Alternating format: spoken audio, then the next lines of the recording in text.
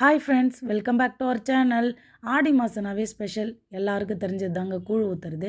நான் எங்கள் வீட்டுக்கு பக்கத்தில் இருக்கிற நாகத்தம்மன் கோயிலில் தான் கூழ் ஊற்றுறதுக்கு இந்த ப்ரிப்பரேஷன் பண்ணிகிட்ருக்கேன். கேழ்வரகு மாவும் கம்பும் ஒன்றா இடித்து எடுத்துக்கிட்டு தண்ணி ஊற்றி நல்லா மேரினேட் பண்ணி வச்சுக்கலாம். 8 ஹவர்ஸ் ஆனதும் நல்லா புளிச்சு வந்துடும்.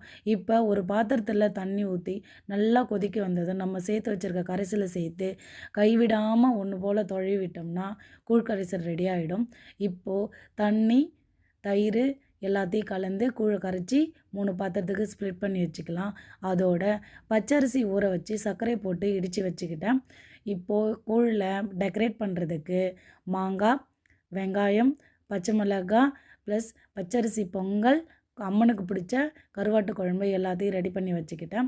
அடுத்தது இன்றைக்கி வரலட்சுமி நோன்பு இல்லைங்களா, அதனால எங்கள் வீட்டில் இருந்த அம்மன் 2 சிலை எடுத்து எனக்கு தெரிஞ்ச முறையில் எல்லாம் வச்சு பூஜை முடிச்சிட்டேன். நீங்கள் எப்படி இன்றைக்கி வரலட்சுமி நோன்பு செலிப்ரேட் பண்ணீங்க அப்படின்றத கமெண்ட் பண்ணுங்கள். எங்கள் சேனல் பிடிச்சிருந்தா மறக்காமல் லைக் பண்ணுங்கள், அப்படியே சப்ஸ்கிரைப் பண்ணுங்கள். தேங்க்ஸ் ஃபார் வாட்சிங்.